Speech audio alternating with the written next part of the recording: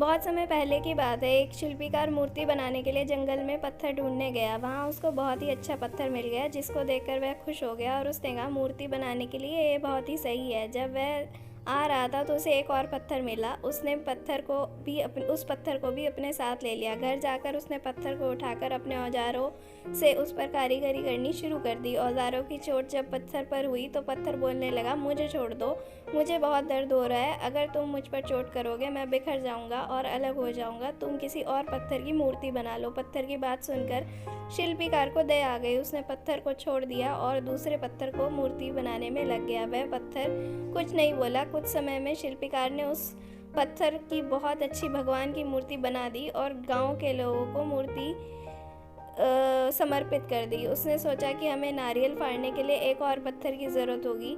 उन्होंने वहाँ पहले रखे पत्थर को भी उठा लिया और अपने साथ ले गए। मूर्ति को ले जाकर उन्होंने मंदिर में सजा दिया और उसके सामने उसी पत्थर को रख दिया। जब कोई व्यक्ति मंदिर में दर्शन करने आता, मूर्ति को फूलों पर चढ़ाता और दूध से स्नान कराता और उस पत्थर पर नारियल फोड़ता। जब लोग उस पत्थर पर नारियल फोड़ते तो उसको बहुत दर्द होता। वह चिल्लाता, लेकिन उसकी सुनने वाला वहाँ कोई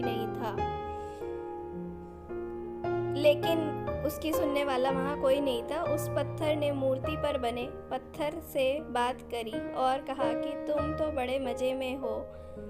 लोग तो तुम्हारी पूजा करते हैं, तुमको दूध से स्नान कराते हैं और लड्डुओं का प्रसाद भी चढ़ाते हैं, लेकिन मेरी किस्मत तो बहुत ही खराब है। मुझ पर लोग नारियल फोड़ कर जाते हैं। इस पर मूर्ति बने पत्थर ने कहा कि जब शिल्पकार तुम पर कारीगरी कर रहा था, तुम उस समय उसको नहीं रोकते तो आज मेरी जगह तुम होते, लेकिन तुमने आसान रास्ता चुना, इसलिए तुम अभी दुख उठा रहे हो। उस पत्थर को मूर्ति बने पत्थर की बात समझ आ गई। उसने कहा कि अब से मैं कभी शिकायत नहीं करूँगा।